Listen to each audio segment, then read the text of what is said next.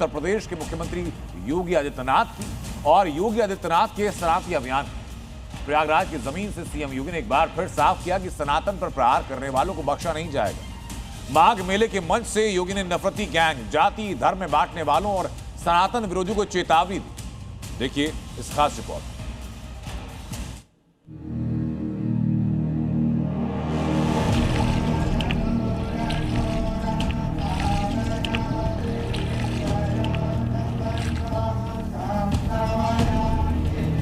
दुनिया के अंदर सनातन का झंडा अपने आप गूंजता हुआ दिखाई देगा, तब कोई बांग्लादेश में किसी निर्भीक हिंदू को, कमजोर और दलित हिंदू को काटने का दुस्साहस नहीं कर पाएगा। सनातन पर सवाल उठाने वालों को, आस्था का मजाक उड़ाने वालों को और अफवाह फैलाने वाले गैंग को मुख्यमंत्री योगी आदित्यनाथ का संदेश अब बिल्कुल साफ है, लाउड एंड क्लियर। जाति के नाम पर, मत और संप्रदाय के आधार पर विभाजन हमारे लिए उसी प्रकार से सर्वनाश का कारण बन जाएगा जैसे बांग्लादेश के अंदर हम देख रहे हैं। सीएम योगी ने बड़ा सवाल भी उठाया कि बांग्लादेश में हिंदुओं पर अत्याचार हो रहा है, लेकिन इन तथाकथित सेक्युलर ठेकेदारों के मुंह पर ताला क्यों लगा है? कोई बोल नहीं रहा है। सेकुलरिज्म के नाम पर ठेका लेकर के चलने वाले वे लोग जिनकी दुकानें हिंदू समाज को और सनातन धर्म को कमजोर करने और हिंदू समाज को तोड़ने की पूरी ताकत लगाती है, बांग्लादेश की घटना पर इनका मुंह बंद है। इनके मुंह पे लगता है किसी ने फेविकोल चिपका दिया है। सीएम योगी शनिवार को माघ मेले में पहुंचे तो उनके निशाने पर सनातन विरोधी ही रहे। मौका था जगत गुरु रामानंदाचार्य के 726वें जन्मोत्सव समारोह का, लेकिन नफरती गैंग को योगी ने सनातनी पाठ पढ़ा दी। ये बांटने वाले लोगों को, तोड़ने वाले लोगों को हम कभी पनपने न दें, पनपने न दें। ये कमजोर करने वाले लोगों को किसी भी स्थिति में हमें आगे नहीं बढ़ने देना है। अगर हम सब इस संकल्प के साथ आगे बढ़ेंगे तो आने वाला समय सनातन धर्म का ही है। योगी ने इशारों ही इशारों में समाजवादी पार्टी से लेकर कांग्रेस पार्टी पर निशाना साधा। जो लोग आज भी आपको बांट रहे हैं, बहनों और भाइयों, ये आपके हितैषी नहीं हो सकते, कभी नहीं हो सकते, कभी नहीं होंगे। ये वही लोग हैं जिनको सत्ता में रहने का अवसर प्राप्त हुआ था। जब सत्ता में थे तो स्वयं अपने परिवार के बारे में सोचते थे। आज तमाम प्रकार के नारे देंगे, स्लोगन देंगे, लेकिन ये वास्तविकता नहीं है। इनको जब भी मौका मिलेगा ये वही करेंगे जो उन्होंने पहले किया था। सनातन धर्म पर प्रहार करेंगे, दंगों की आड़ में फिर से हर एक व्यक्ति को झुलसाने का कार्य करेंगे। दरअसल योगी माघ मेले में पहुंचे तो थे व्यवस्था का जायजा लेने, लेकिन जब खुद संगम नगरी पहुंचे तो संगम में डुबकी भी लगी। सीएम योगी किस तरह से सनातन के पुनर्जागरण और हिंदू धार्मिक स्थलों की तस्वीर बदलने का संकल्प लेकर चल रहे हैं, ये 3 तस्वीरें उसकी गवाही दे रही हैं। सीएम योगी माघ मेले के पावन अवसर पर प्रयागराज में डुबकी लगाई। सीएम ने संगम नोज पर गंगा पूजन किया, संगम में बोटिंग की और पक्षियों को दाना भी खिलाया। इसके बाद संतों से मिले। माघ मेले में रोजाना 10 लाख के आसपास श्रद्धालु स्नान कर रहे हैं। कड़ाके की ठंड के बाद भी संगम की रेती पर साधु संत, अखाड़े और कल्पवासी डेरा जमाए हैं। माघ मेला विदेशियों को भी खूब लुभा रहा है। विदेशी श्रद्धालु भी संगम पहुंच रहे हैं। 22 साल की लुक्रेशिया इटली से आई है। वो दिन भर भजन कीर्तन करती है। The Sangam experience is the best experience of my life. When I first arrived, I felt magic here for the spiritual connection, for the good energy that can come from everybody.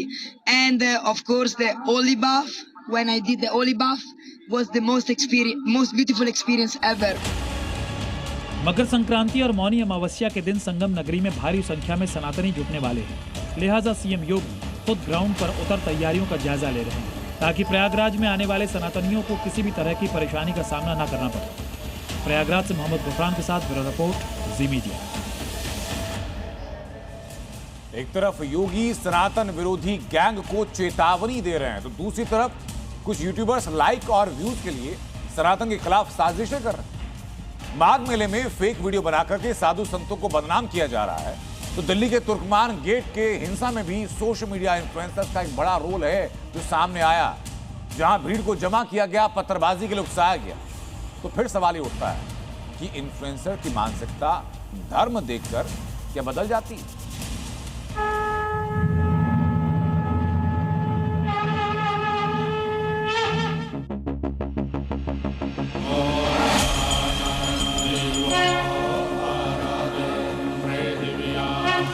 वैदिक ब्राह्मण इसके बिना क्या होता है? चलो वेद इसके बिना बात करो। ये क्या लेके बैठ घूम रहे? इसको बंद करो, मैं सुनाता हूँ, इसको बंद करो।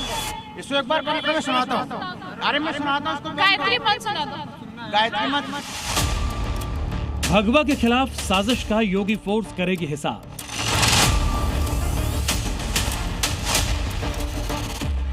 माघ मेले में वीडियो बनाए, साधु संतों को बदनाम किया।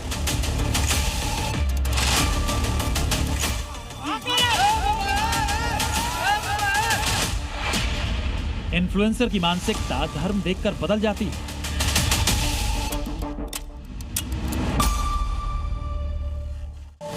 ये सवाल इसलिए क्योंकि सोशल मीडिया पर फॉलोवर और व्यूज बढ़ाने के लिए इन्फ्लुएंसर भगवा को बदनाम कर रहे हैं। प्रयागराज माघ मेले में साधु संतों के वेश में कालनेमी और इन्फ्लुएंसर घूम रहे हैं, जो भगवा पहने और गले में रुद्राक्ष धारण कर हाथों में कमंडल लेकर साधु संतों और सनातन का मजाक उड़ा रहे हैं।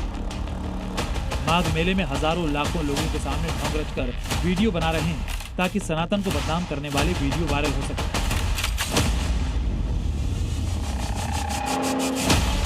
पुलिस गिरफ्त में आए इन दो यूट्यूबर्स का चेहरा गौर से देखिए। एक का नाम है प्रदीप साहू, दूसरे का नाम चंदन कुमार। इन दोनों ने माघ मेले में स्क्रिप्ट तैयार कर साधु संतों को बदनाम किया। एक ने भगवा कपड़ा पहना, दूसरा उससे गायत्री मंत्र पढ़ने को बोलता, फिर भागते हुए वीडियो बनाते थे। इसके एक वीडियो को एक दिन में 6 मिलियन लोगों ने देखा, जिसके संबंध में थाना साइबर क्राइम प्रयागराज पर सुसंगत धाराओं में उसके तथा उसके सहयोगी के खिलाफ अभियोग पंजीकृत किया गया है। दोनों को जेल भेजा गया है। माघ मेले में सनातन के खिलाफ साजिश का ये पहला मामला नहीं है। ऐसे दर्जनों इन्फ्लुएंसर मेले में घूम रहे हैं, जिनकी मानसिकता धर्म देखकर बदल जाती है। लेकिन अब सवाल यह है कि क्या इन्फ्लुएंसर मुस्लिमों के मेले या वीडियो शूट कर सकते हैं? किसी से कुरान की आयतें सुनाने को बोल सकते हैं? नकली कोई भी हो, नकली चीज़ें हो, नकली सामान हो, मिलावट कहीं भी हो, दिखावट कहीं भी हो, बनावट कहीं भी हो, उसका हमारे संस्कृति में कभी सम्मान नहीं है। संतों ने एक नियम चलाया है कि अगर जिस भी खालसाधारी के यहाँ कोई नकली साधु रुकता है तो उसके खिलाफ कार्रवाई होगी। सोशल मीडिया इन्फ्लुएंसर ही सनातन को बदनाम नहीं कर रहे, बल्कि माघ मेले में कालनेमी भी घूम रहे हैं, जिन्हें हनुमान चालीसा तक नहीं आती। हनुमान चालीसा सुनो। कैसे मन में चिंता कर रहा है बाबू? अरे सुनाइए। गीता कलश सुनो तुझे। बाबा जी। चोरी पकड़ी गई तो फरार होना ही था, लेकिन श्रद्धालुओं ने भी इस कालनेमी को दौड़ा लिया।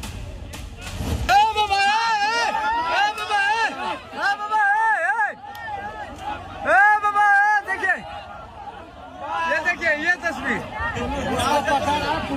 देखिए, ये देखिए कौन सा बाबा है। हालांकि ये बाबा भाग नहीं सका और पुलिस के हत्थे चढ़ गए, मगर ऐसे कालनेमियों को योगी का मैसेज जरूर सुनना चाहिए। सनातन धर्म के कारण ही हमारा वजूद है, हमारा अस्तित्व है। अपने देश और अपने धर्म के खिलाफ कुछ भी स्वीकार नहीं करेंगे। अब माघ मेले में साधु संतों की छवि खराब करने वालों के खिलाफ योगी फोर्स एक्शन में है। उधर रायबरेली में भी योगी फोर्स ने साधु के भेष में महिला से ठगी करने वाले असलम को गिरफ्तार किया। दरअसल 29 दिसंबर को असलम और उसके जीजा अब्दुल अयोध्या के साधु बनकर रायबरेली पहुंचे। यहां पर दोनों ने रिक्शे में बैठी महिला को बातों में उलझाया और फिर कान के झुमके और मंगलसूत्र लेकर फरार हो गए। इनके आपराधिक इतिहास खंगाला गया तो इनमें चिन्हट थाना क्षेत्र और चौक में के विरुद्ध 3 मुकदमे अभी प्रकाश में आए हैं। अन्य मुकदमों की भी हम तलाश कर रहे हैं। इस प्रकार से ये कोतवाली नगर की टीम जो है एक अच्छे शातिर टप्पेबाज को गिरफ्तार किया है। दिल्ली में तुर्कमान गेट हिंसा मामले में सोशल मीडिया इन्फ्लुएंसर का बड़ा किरदार सामने आया है, जिनकी पुलिस कुंडली खंगाल रही है। पुलिस ने 10 सोशल मीडिया इन्फ्लुएंसर्स की लिस्ट तैयार की है, जिनमें से 4 इन्फ्लुएंसर खालिद मलिक, सईद उमेर अली, एमन रिजवी और सलमान खान शामिल हैं। यहाँ पर भी धर्म के नाम पर ऐसी मानसिकता बदली, इन्होंने दिल्ली को हिंसा के आग में जलाने की साजिश रच डाली। ब्यूरो रिपोर्ट, जी मीडिया। उत्तर प्रदेश में अतिक्रमण पर बुलडोजर एक्शन जारी है। काशी से आगरा तक बुलडोजर एक्शन है। संभल में फिर योगी का बुलडोजर अवैध जमीन को खाली कराने पहुंचा और कैसे खाली कराई जा रही है, मेरे पीछे आप तस्वीर जरा देखिए। तैयारी पूरी हो चुकी है, विभाग की टीम्स मौके पर हैं। संभल में बुलडोजर का एक नया टारगेट क्या है, मैं इस रिपोर्ट में दिखाता हूं आपको।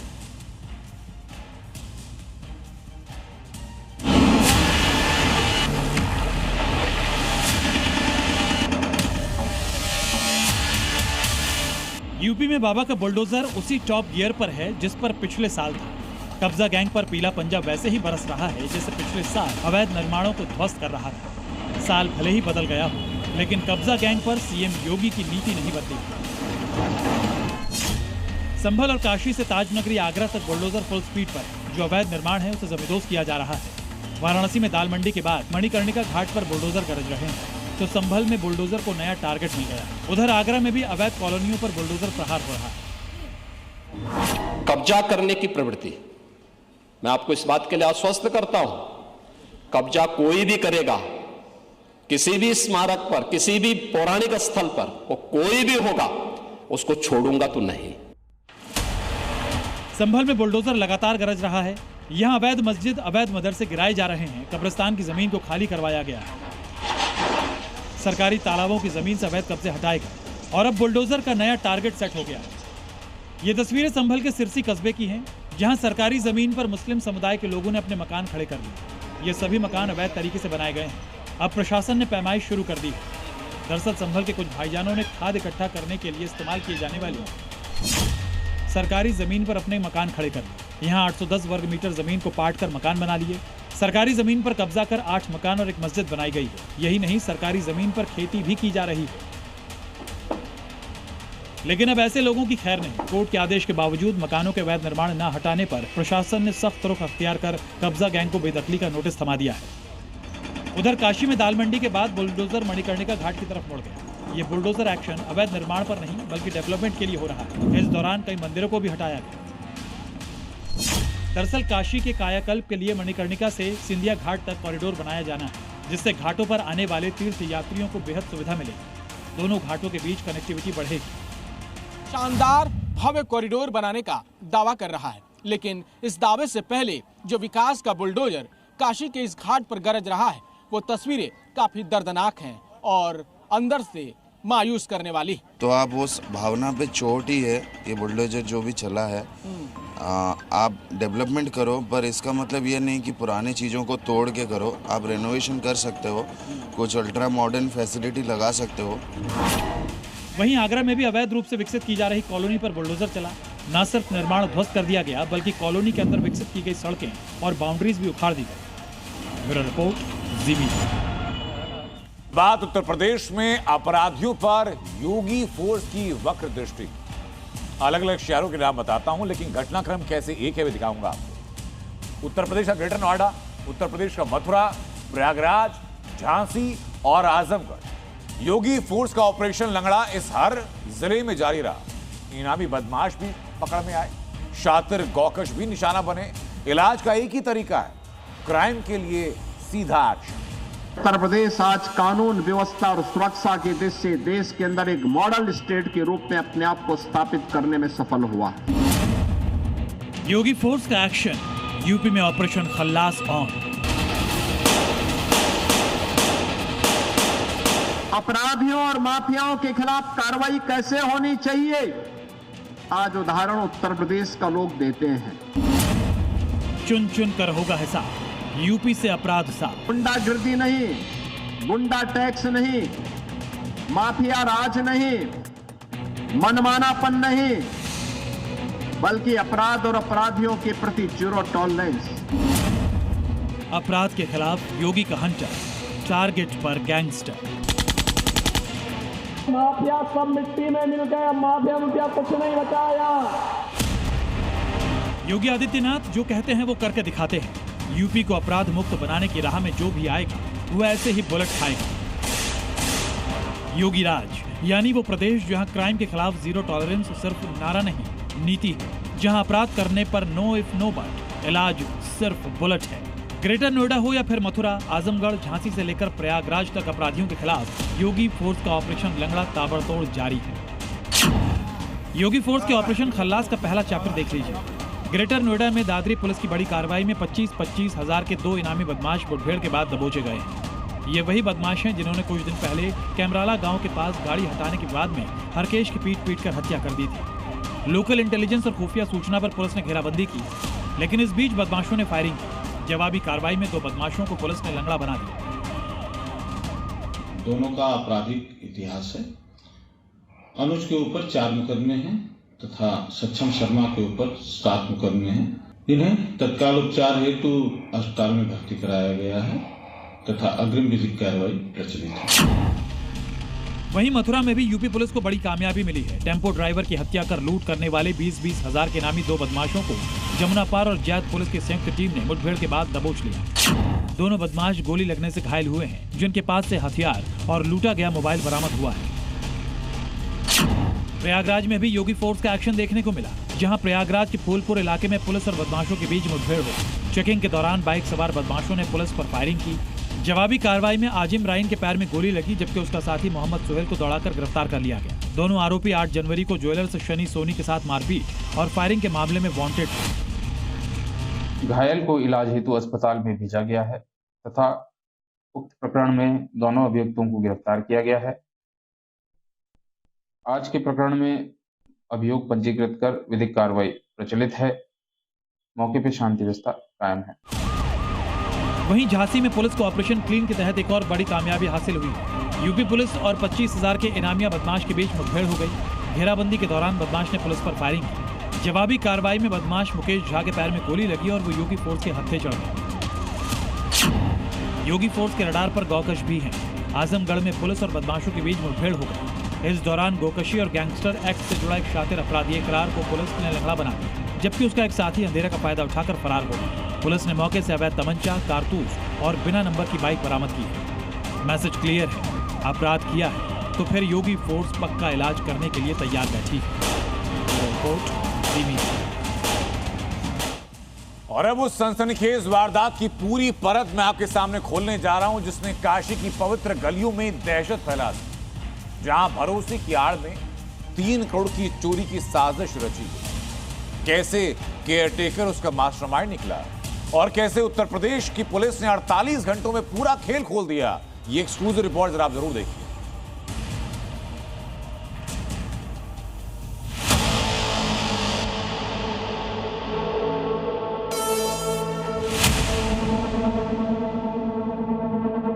धार्मिक नगरी वाराणसी, जहां हर गली में आस्था बसती है, लेकिन इसी पवित्र शहर में इतिहास की सबसे बड़ी स्वर्ण चोरी की साजिश रची गई। जगह कर्ण घंटा इलाका वाराणसी। वारदात काशी की सबसे बड़ी गोल्ड चोरी, कीमत करीब 3 करोड़ रुपए। जिसने भी सुना सन्न रह गया। गोल्ड की इतनी बड़ी चोरी, वो भी बाबा की नगरी वाराणसी में। 2.122 किलो सोने की चोरी से पुलिस के भी हाथ पैर फूल गए। 2.122 किलो सोना यानी करीब 3 करोड़ की चोरी एक झटके में सब उड़ गया। वाराणसी पुलिस के लिए किसी बड़ी चुनौती से कम नहीं था, लेकिन योगी फोर्स ने से तार जोड़ा, कड़ी से कड़ी मिलाई और 49 घंटे के अंदर काशी की सबसे बड़ी गोल्ड चोरी का पर्दाफाश कर दिया। मेन मास्टरमाइंड है तारक, और तारक का 2 दोस्त है, विकास और शुभम। ये तीनों एक्टिव इन्वॉल्वमेंट है और इस घटना को अंजाम देने के लिए दीपेश चौहान को चाबी बनवाने के लिए यूज किए गए। और सैनुद्दीन अंसारी जो घटना में ये घर के अंदर जाते हुए दिख रहे हैं, ये सैनुद्दीन का ही सीसीटीवी फुटेज है। ये 5 लोगों का एक्टिव इन्वॉल्वमेंट और साक्ष्य संकलन करते हुए इन सबको गिरफ्तार करके आज जेल भेजा गया। पुलिस की जांच में खुलासा हुआ है कि जिस पर घर की रखवाली की जिम्मेदारी थी, उसी केयरटेकर ने चोरी की पूरी स्क्रिप्ट तैयार की थी। नाम तारक, पेशा केयरटेकर, काम चोरी का मास्टरमाइंड। यही तारक 6 महीने से इस साजिश की स्क्रिप्ट लिख रहा था। 3 महीने पहले पूरी प्लानिंग तैयार कर चुका था। घर का हर कोना, सोने की हर लोकेशन, किस वक्त कौन आता जाता है, सब कुछ तारक को पता था और इसी जानकारी का उसने गलत इस्तेमाल किया। तारक ने ही 3 करोड़ की चोरी का पूरा प्लान तैयार किया था। 3 महीने पहले से ही चोरी की प्लानिंग को अंजाम देने में वो जुट गया था।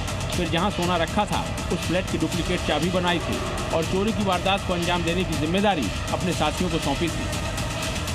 5 लोगों का क्रिमिनल हिस्ट्री वाराणसी, आजमगढ़, गाजीपुर और कोलकाता से भी कंगाला जा रहे हैं। जैसे इनका क्रिमिनल हिस्ट्री आएगा आपको होगा। लेकिन यूपी पुलिस ने 48 घंटे के अंदर ही पूरी वारदात का खुलासा कर दिया।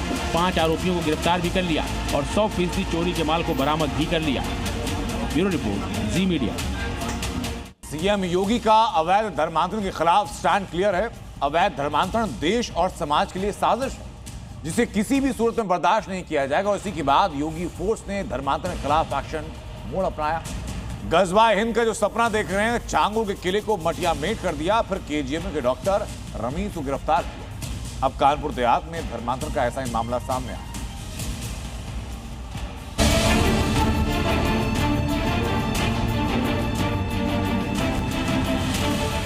पहले धर्मांतरण गैंग के सरगना छांगुर पर एक्शन। यूपी में धर्मांतरण की पाठशाला चलाने वाले दोनों गुरु और चेला अब जेल की हवा खा रहे हैं। लेकिन इसी बीच कानपुर देहात में नए धर्मांतरण सिंडिकेट का खुलासा हुआ है। ये कानपुर देहात में धर्मांतरण की पाठशाला है, यानी नवाकांति सोसाइटी का ऑफिस, जहां गरीब लोगों को मदद और कौशल प्रशिक्षण के नाम पर सिलाई, कटिंग और ब्यूटी पार्लर सिखाने के बहाने बुलाया जाता और फिर उनका धर्मांतरण किया जा रहा था। लेकिन योगी राज में धर्मांतरण का धंधा ज्यादा दिन तक नहीं चलने वाला है और शायद इस धर्मांतरण गैंग ने सीएम योगी की ये चेतावनी सुनी नहीं थी। अवैध धर्मांतरण के माध्यम से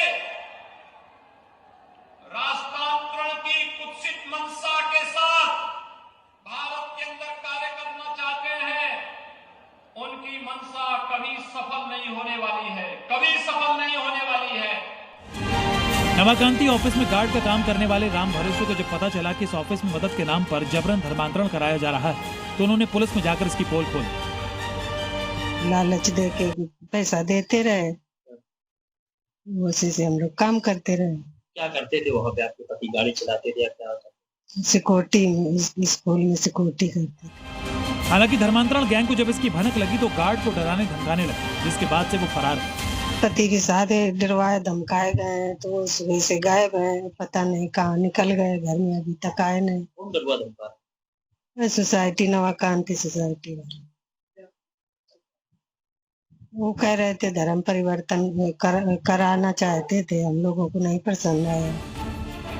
धर्मांतरण के नेटवर्क पर जब योगी फोर्स ने प्रहार किया तो इस नवाकांति सोसाइटी के काले कारनामों की हर परत खुल रही है कि कैसे वो गरीब लोगों को अपना शिकार बनाते थे।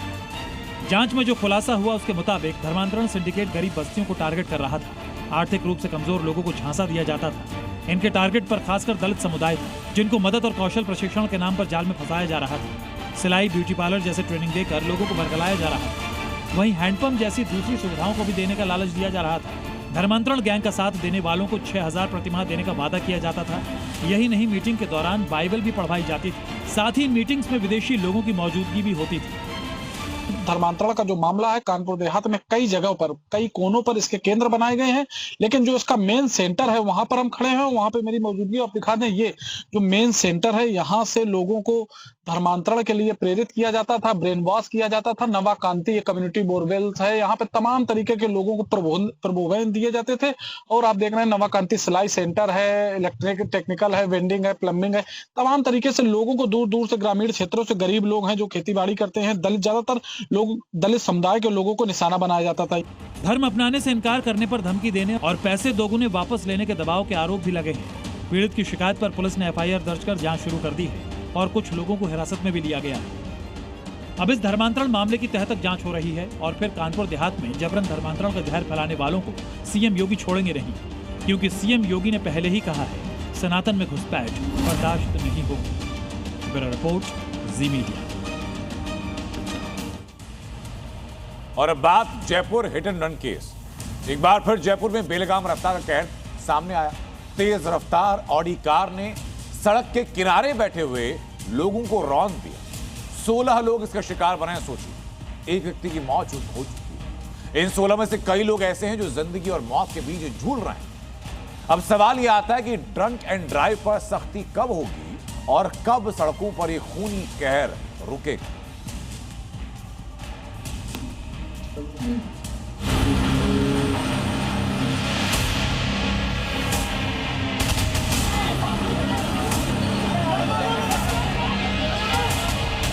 है जयपुर का मानसरोवर इलाका, जहां ड्रंक एंड ड्राइव के बाद हिट एंड रन से सड़क पर कोहराम मच गया।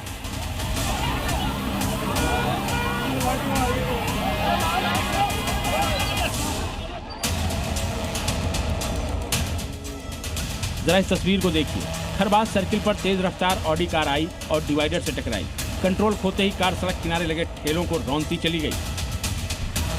शुक्रवार देर रात जब लोग सड़क किनारे ठेलों पर खाना खा रहे थे, तभी 120 किलोमीटर प्रति घंटे की रफ्तार से आई ऑडी कार ने सब कुछ रौंद दिया।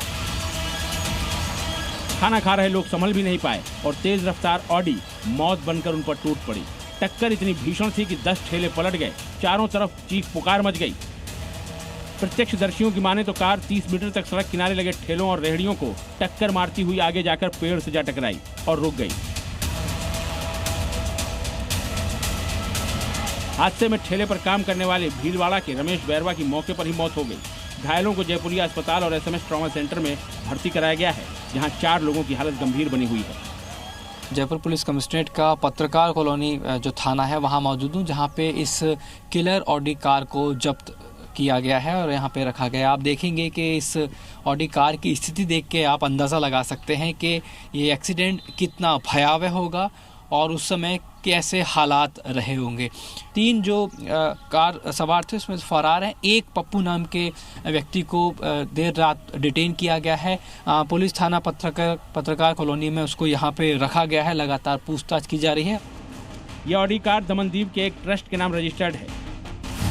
हादसे के वक्त कार में 4 लोग थे। चारों नशे में धुत थे। 2 चूरू के रहने वाले हैं, जबकि 2 रेनवाल के रहने वाले।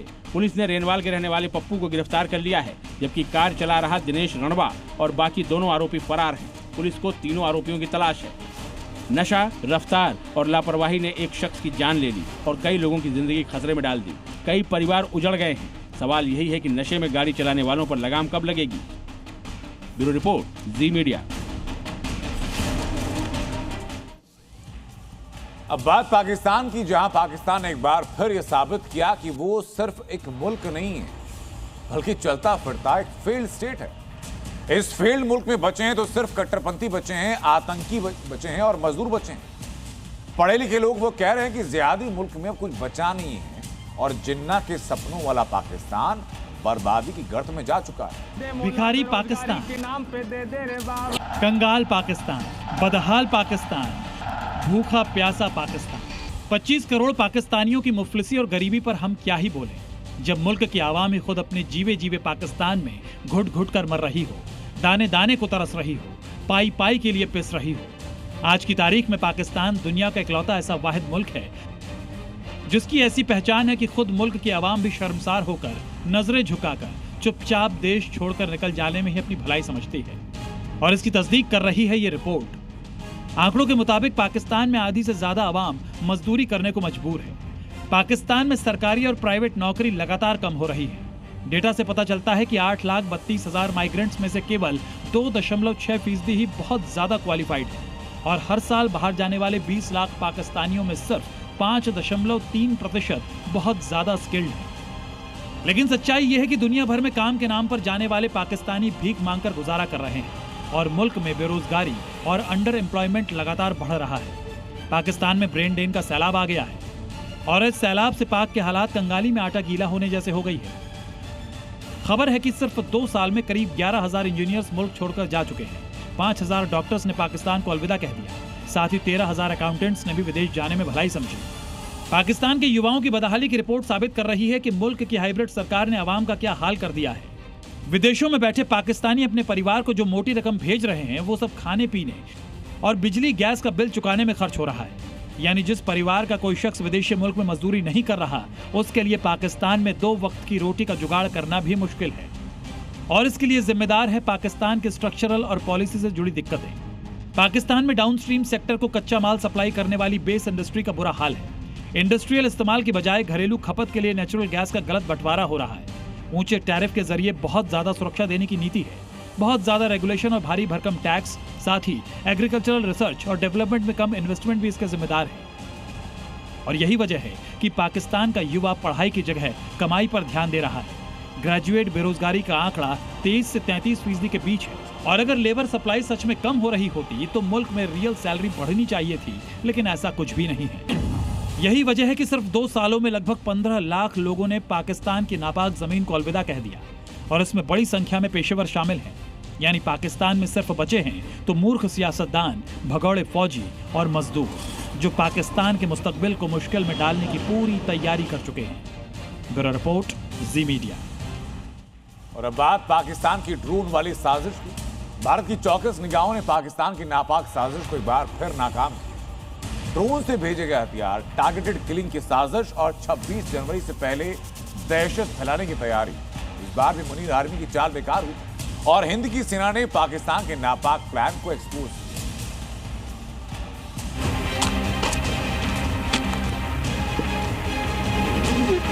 पाकिस्तान की ड्रोन वाली साजिश नाकाम। मुनीर आर्मी की हर चाल जाएगी बेकार। ये तस्वीरें सिर्फ हिंदुस्तान की कामयाबी की नहीं, बल्कि ये तस्वीरें पाकिस्तान की नाकामी के भी सबूत हैं। 26 जनवरी से पहले जम्मू कश्मीर को दहलाने की साजिश रची गई थी। सीमा पार बैठे पाकिस्तानी आतंकी एक बार फिर आतंक फैलाने की फिराक में थे, लेकिन इस बार उनकी हर चाल नाकाम हुई। पाकिस्तान ने ड्रोन के जरिए हथियार भेजे। मकसद था टारगेटेड किलिंग, यानी चुन चुनकर निर्दोष लोगों और सुरक्षा बलों पर हमला।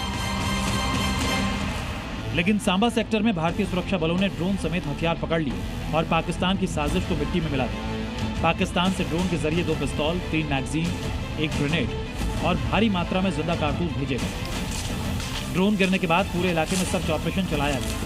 खेत, जंगल, कच्चे रास्ते, हर जगह सर्च अभियान चलाया गया ताकि आतंकियों का कोई भी नेटवर्क बच न पाए।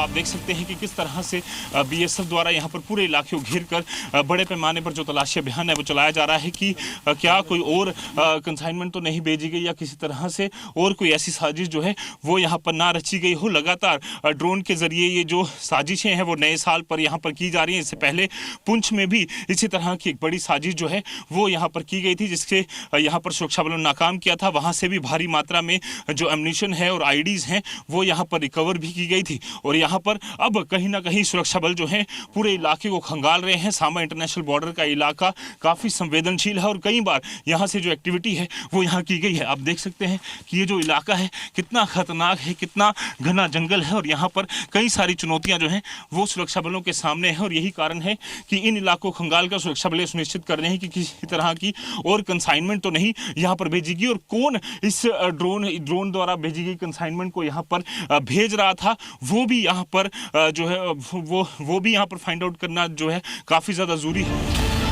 ये पहली बार नहीं है। 9 जनवरी को ही सुरक्षा एजेंसीज को पाकिस्तान से आया एक संदिग्ध गुब्बारा मिला, जिससे साफ हो गया कि अब ड्रोन के साथ साथ गुब्बारों से भी आतंक फैलाने की कोशिश हो रही है। 10 जनवरी 2026 को सांबा जिले में ड्रोन के जरिए हथियारों का जखीरा गिराए जाने की सूचना मिली। सुरक्षा एजेंसीज ने इलाके को घेर कर तलाशी अभियान शुरू कर दिया। 9 जनवरी को जम्मू के आरएसपुरा सेक्टर में एक संदिग्ध नैनो ड्रोन बरामद किया गया। ड्रोन की तकनीकी जांच जारी है और सुरक्षा एजेंसीज इसके सोर्स का पता लगाने में जुटी हुई है।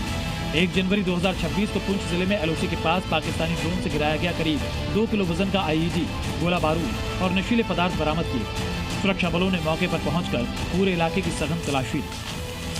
और एक बार फिर 26 जनवरी से पहले सांबा में हथियारों की खेप मिलने के बाद जम्मू रीजन में हाई अलर्ट घोषित कर दिया गया है। हर बॉर्डर, हर पोस्ट, हर गांव, हर रास्ते, सब पर कड़ी निगरानी शुरू हो गई है। जम्मू से रजत बोहरा के साथ ब्यूरो रिपोर्ट, जी मीडिया। और रुख करते हैं बांग्लादेश का, जहां आज की तारीख में बांग्लादेश की सिर्फ एक सच्चाई है। सच्चाई है नफरत और कट्टरपंथ का कॉकटेल। हिंदुओं के खिलाफ खूनी साजिश रचना, उसको अंजाम देना। यूनुस के राज में हालात इस कदर बिगड़ चुके हैं कि कट्टरपंथी सड़कों पर उतर करके हिंदुओं को टारगेट कर रहे हैं और बांग्लादेश का पूरा सिस्टम अंधा, बहरा और गूंगा बना हुआ है। बांग्लादेश में हिंदू और हिंदुस्तान के खिलाफ भड़की नफरत की आग अब हिंदू त्योहारों तक जा पहुंची और इसका ताजा सबूत है बांग्लादेश की गलियों में कट्टरपंथियों की ये मुनादी। यानी अब बांग्लादेश में जिहादियों की खूनी जिद ने मकर संक्रांति के पावन पर्व को हराम बताना शुरू कर दिया। बांग्लादेश में उत्साह के साथ हिंदू पर्व का पालन कर इन कट्टरपंथियों को रास नहीं आ रहा है। मुनीर और यूनुस की जोड़ी ने बांग्लादेश में कट्टरपंथ का जहर इस कदर घोल दिया है कि बांग्लादेश की सड़कों पर कट्टरपंथी आतंक का घिनौना खेल खेल रहे हैं। और इस हिंदू विरोधी एजेंडे को यूनुस सरकार का पूरा सपोर्ट है और इसकी तस्दीक कर रहा है बांग्लादेश में नए साल 2026 का हॉलिडे कैलेंडर, जिसके तहत अब बांग्लादेश में हिंदू त्योहारों की छुट्टियां रद्द कर दी गई हैं। इस लिस्ट के मुताबिक बांग्लादेश में हिंदुओं को सरस्वती पूजा पर छुट्टी नहीं मिलेगी, बुद्ध पूर्णिमा की छुट्टी रद्द कर दी गई है, जन्माष्टमी की छुट्टी रद्द कर दी गई है, महालया पर मिलने वाली छुट्टी अब नहीं मिलेगी। इतना ही नहीं बल्कि कट्टरपंथी सरकार ने ऑफिशियल छुट्टियों की लिस्ट में कहीं भी भाषा शहीद दिवस के लिए छुट्टी नहीं रखी है। यानी जिस बुनियाद पर पूर्वी पाकिस्तान आजाद बांग्लादेश बना, अब उन्हीं शहीदों की यादों को कट्टरपंथी सरकार मिटाने की साजिश कर रही है और बांग्लादेश के हालात अब आउट ऑफ कंट्रोल हो चुके हैं। यूनुस राज में हिंदुओं के साथ साथ हिंदू अस्मिता भी सुहा हो रही है। बांग्लादेश में उदीची जैसे सांस्कृतिक ठिकाने पर उपद्रवियों ने तबाही मचाई। वहीं ढाका में मौजूद रविंद्रनाथ संगीत और साहित्य सेंटर छायानट को भी अपनी जहरीली साजिश का शिकार बनाकर तहस नहस कर दिया था। बांग्लादेश में बेलगाम हो गए हैं कट्टरपंथी। हिंदुओं के नाम पर क्या जवान, क्या बूढ़े, क्या बच्चे और क्या महिलाएं, किसी को नहीं बख्शा जा रहा है। बांग्लादेश के कोने कोने से हिंदुओं पर अत्याचार की खबरें एक बार फिर पूरी दुनिया को डरा रही हैं। ब्यूरो रिपोर्ट, जी मीडिया। उधर वेनेजुएला में कामयाब हुआ है मिलिट्री ऑपरेशन। उसके बाद अमेरिकी राष्ट्रपति डोनाल्ड ट्रंप लगातार आक्रामक दिखाई दे रहे हैं। ट्रंप न सिर्फ वेनेजुएला ऑपरेशन की आलोचना वालों को करारा जवाब दे रहे हैं, बल्कि ईरान जैसे देशों को सीधे युद्ध की धमकी दे रहे हैं। ईरान को लेकर के ट्रंप ने ऐसा क्या कह दिया कि इसमें नए युद्ध की शुरुआत मानी जा रही है? इस रिपोर्ट से जरा समझिए। ईरान के खलीफा यानी सुप्रीम लीडर अयातुल्लाह खामेनेई भुगत चुके हैं डोनाल्ड ट्रंप के ऑपरेशन मिडनाइट हैमर का पहला चैप्टर। इजराइल के साथ अमेरिका का वो ऑपरेशन मिडनाइट हैमर शुरू हुआ था 2025 की गर्मियों में, लेकिन आज 6 महीने बाद भी ट्रंप और खामेनेई के बीच जंगी मिजाज वाली तनातनी कायम है। ट्रंप का गुस्सा 7वें आसमान पर पहुंच चुका है। खामेनेई पर ट्रंप इसलिए भड़के हैं क्योंकि पिछले 2 हफ्ते से ईरान की पब्लिक सड़क पर है। वो खामेनेई की सत्ता से बुनियादी मांगे मांग रही है। ईरान में 12 दिन से हिंसा, 31 स्टेट में उग्र हुआ प्रदर्शन, 100 शहरों में भारी हंगामा, 45 की मौत, 2270 अरेस्ट। उग्र होते प्रदर्शनकारियों की सुनने की बजाय खामेनेई अपनी सेना और मोरल पुलिस को विरोधियों को कुचल देने का ऑर्डर दे रहे हैं। सोशल मीडिया पर जारी अपने बयान में डोनाल्ड ट्रंप खामेनेई पर इसी बात से खफा थे। ट्रंप ने खामेनेई को सीधी धमकी दे डाली। हालांकि ईरान लगातार ये दावा कर रहा है कि बवाल अमेरिका और इजराइल का भड़काया हुआ है। वो ईरान में जनता को भड़काकर अशांति फैलाना चाहते हैं और इसकी आड़ में ईरान पर हमले की योजना बना रहे हैं। लेकिन ईरान का ये दावा लोगों के आक्रोश के आगे टिकता नहीं है, क्योंकि 100 से ज्यादा शहरों में प्रोटेस्टर्स जिन 5 बुनियादी मुद्दों पर भड़के हुए हैं वो ईरान की हकीकत बन चुके हैं। वजह 1, देश में बढ़ती महंगाई। वजह 2, रियाल का खस्ता हाल। वजह नंबर 3, 62% टैक्स की बढ़ोतरी। वजह नंबर 4, जेनजी सरकार से नाराज। और वजह नंबर 5, देश में हावी कट्टरपंथ। इन मुद्दों पर खामेनेई की सरकार ने प्रदर्शनकारियों से बातचीत का प्रस्ताव तो दिया था, लेकिन 12 दिन बाद भी इस पर सुलह के संकेत नहीं मिल रहे। ट्रंप इसी बात से भड़के हुए हैं। खासतौर पर वेनेजुएला में सफल ऑपरेशन के बाद ट्रंप को लगता है कि वो ईरान में घुसकर ऑपरेशन मिडनाइट का दूसरा चैप्टर आसानी से पूरा कर सकते हैं। लेकिन यहाँ एक फर्क है, ईरान वेनेजुएला की तरह नहीं है। ईरान कई दशकों से अमेरिका के प्रतिबंधों को झेलते हुए भी जंगी साजो सामान का बड़ा निर्माता है। दूसरी अहम बात, अमेरिका के पास इजराइल को छोड़कर और कोई देश नहीं जो जंगी हालात में अमेरिका का सीधा सपोर्ट करे। ऐसे में ईरान पर ट्रंप का अटैक प्लान क्या होगा, इस पर दुनिया भर के वॉर एक्सपर्ट्स माथापच्ची कर रहे हैं। ब्यूरो रिपोर्ट, जी मीडिया। और राजनीति में आज सिर्फ इतना ही। ब्रेक का वक्त है, आप बने रहिए जी न्यूज के साथ। नमस्कार।